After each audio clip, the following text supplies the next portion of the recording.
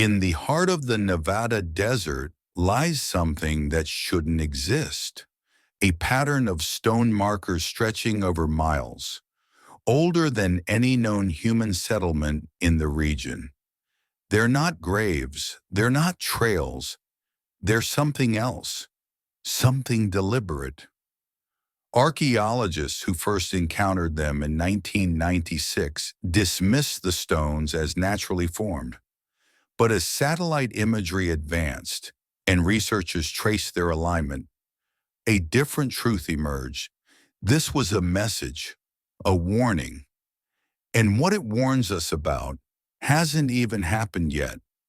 This is the chilling story of a message buried in time, one left by our own civilization for a future that may never understand it. The story begins in 1996, just north of Las Vegas.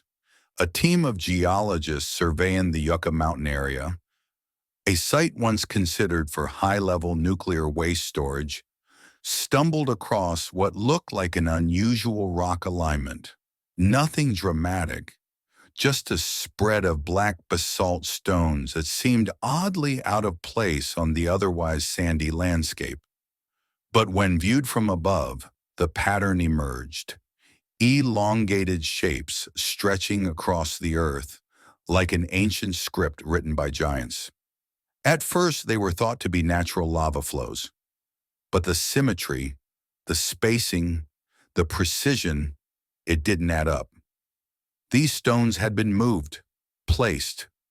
One scientist, Dr. Laura Meissner, a geochemist from the University of Nevada, was the first to raise a red flag.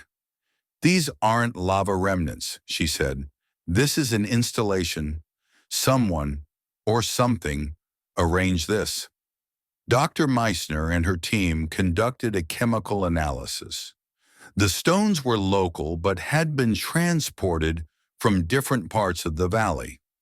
Over 3,000 of them, manually, and carbon dating of the surrounding soil showed something extraordinary. The arrangement was over 10,000 years old. That made it older than the pyramids, older than Stonehenge, older than written language itself, and no indigenous oral history spoke of it.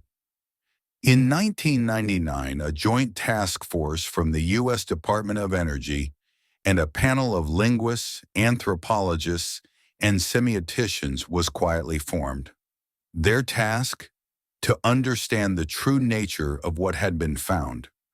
What they discovered shocked even the most skeptical minds. The stones weren't just a formation, they were a spatial warning system. Using mathematical constants, things like the Fibonacci sequence and golden ratio, the design was meant to visually communicate danger, death, and stay away without using any written language. Why? Because it wasn't meant for us. It was meant for them, for future humans, or whoever might exist 10,000 years from now. The conclusion was terrifying. These formations weren't ancient. They were modern, built in our time, by us. The age came not from the structure, but from the date it was intended to endure until 10,000 years in the future.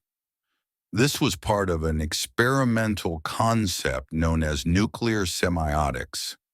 Back in the 1980s, the U.S. government realized that nuclear waste, especially high-level radioactive material, would remain lethally dangerous for up to 10,000 years. So they asked the question, how do you warn the future? How do you leave a sign that says, "Don't dig here, you will die," when language, culture, and even species could change beyond recognition? The answer was chillingly brilliant. Build something terrifying enough, strange enough, that instinct alone would keep beings away. And the Yucca Mountain installation was one of the test runs. Dr. Meissner's findings were quietly suppressed. The government never confirmed the installation officially existed, but leaked documents, later released through FOIA, confirmed the worst. This was a prototype of what was to be built at nuclear burial sites across the world. The stones were just one layer. Plans included massive stone spikes, blackened monuments, and carvings of disfigured human forms meant to signal pain and suffering. One file described it as a landscape of thorns, a place that should appear cursed. Another memo, marked classified, outlined concerns that the design might do the opposite, attracting curious explorers or future civilizations looking to decode what appeared to be a lost site of power or religion. One of the original semioticians hired by the DOE, philosopher Thomas Sebiuk, even proposed creating a religion, a priesthood whose sole purpose would be to pass down the knowledge of where and why the deadly zones existed. They called it the atomic priesthood. It was never formed, but the stones remained.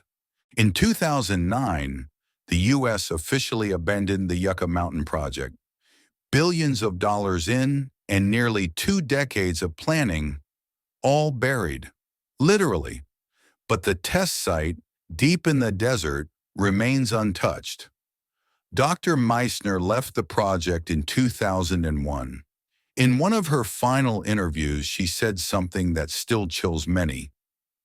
"We were trying to leave behind a scar, something that would outlive memory, but you can't control how a message is received. That's the real terror. What if one day a post-collapse civilization finds it? They might think it's sacred, or extraterrestrial, or a tomb holding powerful relics, and they'll dig. And when they do, they'll die." That's what the Quiet Files uncovered.